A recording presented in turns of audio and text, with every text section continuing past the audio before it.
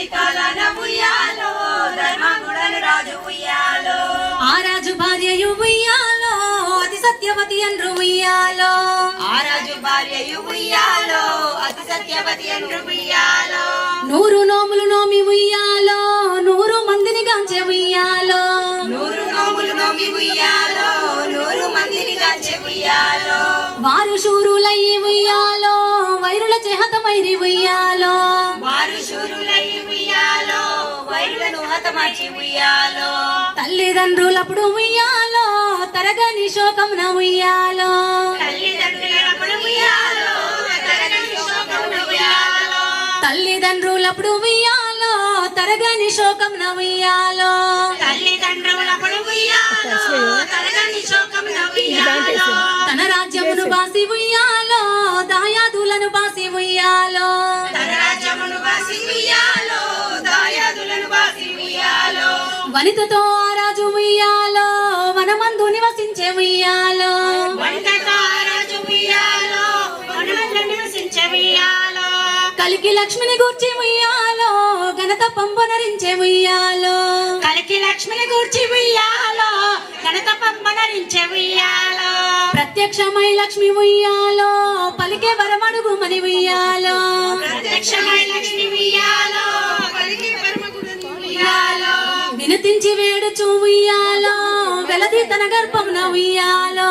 వినతించి వేడుచు ఉయ్యాలో వెలది తన గర్భమున ఉయ్యాలో పుట్టుమని వేడగా ఉయ్యాలో పూబోని మది మెచ్చే ఉయ్యాలో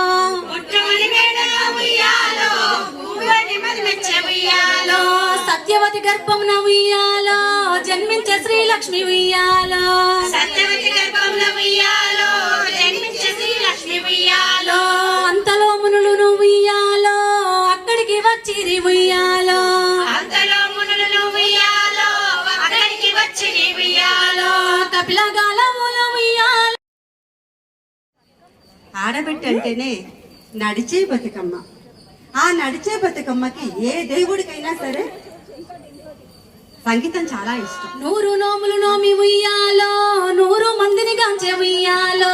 100 నోములు నోమి ఉయ్యాలో 100 మందిని గాంచె ఉయ్యాలో వారు శూరులయ్యి ఉయ్యాలో వైరుల చేహతమైరి ఉయ్యాలో వారు శూరులయ్యి ఉయ్యాలో వైరులను హతమార్చి ఉయ్యాలో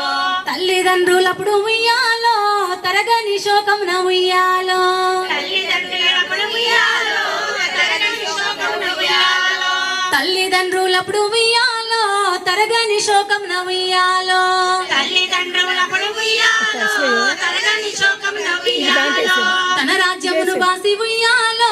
దాయాదులను బాసి ఉయ్యాలో తన రాజ్యమును బాసి ఉయ్యాలో దాయాదులను బాసి ఉయ్యాలో వనితతో ఆ రాజు ఉయ్యాలో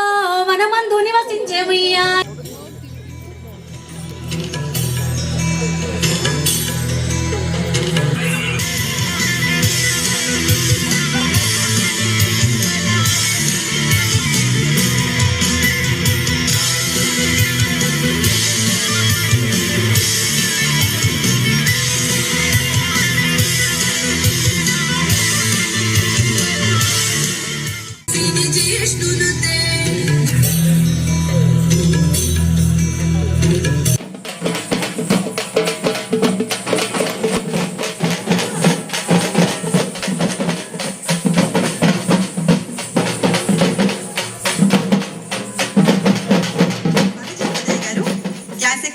డాన్స్ ని మన ముందు వారి విద్యార్థులు ప్రదర్శించారు.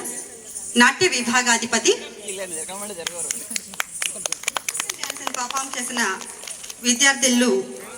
సత్కారాన్ని అందుకోబోతున్నారు. అభినయ, కస్తూరి, చైతన్య, మేఘన, జోష్న, నళిని, వంద జన్మల సుకృతం అంటే మాట పాటవుతుంది, ఆట కళాకృతిగా రూపొందుతుంది. కాబట్టి కళాకారుడు ఎప్పుడు శివాంశ అనుకుంటాం, అమ్మవారి అంశ అనుకుంటాం. కాబట్టి కానీ డప్పు అనేది ఒక కులానికి ప్రత్యేకంగా నిలబడిపోయిన దశలో మనం ఇప్పుడు డప్పు విన్యాసాన్ని మహిళలు ప్రదర్శించగా చూసాం. 4-5 ముందుకొచ్చారు, అది గొప్ప విషయం.